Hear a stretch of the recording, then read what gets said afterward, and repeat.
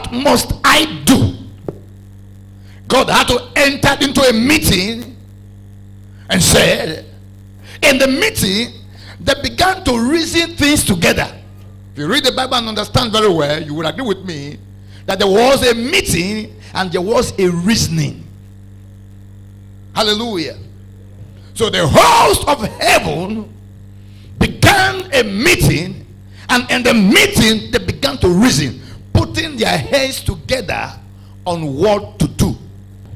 So if it was God himself, God would not say, let us go down. Am I communicating here? God would have said, let me go down. So for him to have used the word here, let us go down, meaning it was not God himself that was alone in that meeting.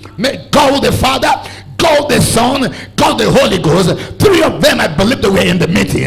Maybe some of the hosts of the angels were in the meeting. Maybe some of the elders among the 24 elders of heaven were in the meeting. Because one thing I want you to understand, before this Bible was putting down for man, the life we read in the Bible has been played and has been lived. Let me say that again.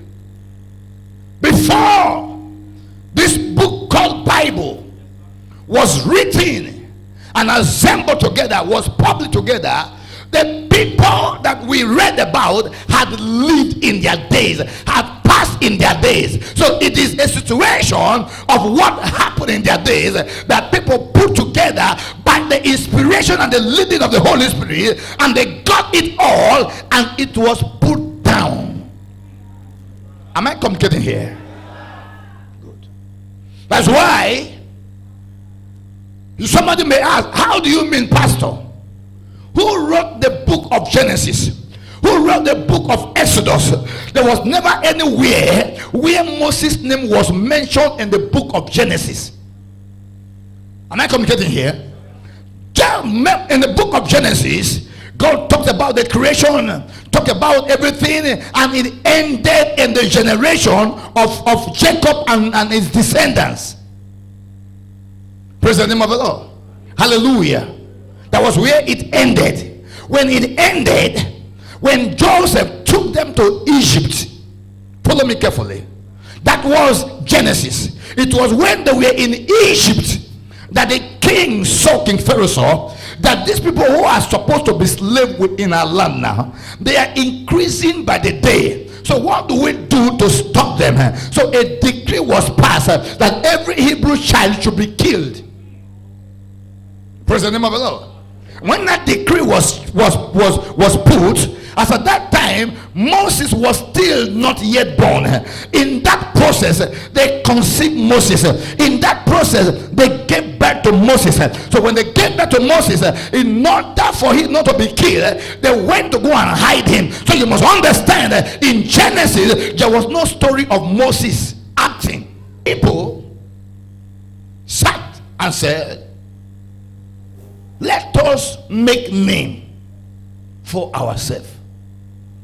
And in the process of making the name, we will reach up to heaven.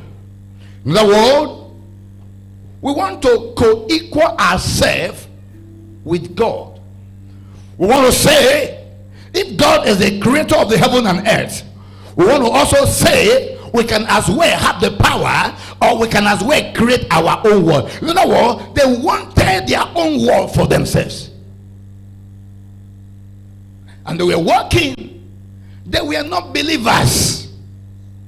Hallelujah. They were not believers. They were not born again. But they had agreement. They had unity. They had love. They had one mind. So they began to build. When they were building, God saw it from heaven and said, this thing that they have imagined to do, I have to come down and interrupt them. If not, they will succeed. That was why I gave you a prayer point. If unbelievers can get it, what about Christians? So the reason of their building was known to the glory of God. The reason was of their building was to co-equal themselves with God. Even with that negative mindset, they were prospering. With that negative mindset, they were succeeding in the things they were doing, until God said, if I let them be, they will have their way, so let me come down and confuse them. So this time, it was not that their strength failed them. It was not that they don't have money to carry on the project. It was God himself that decided to stop them.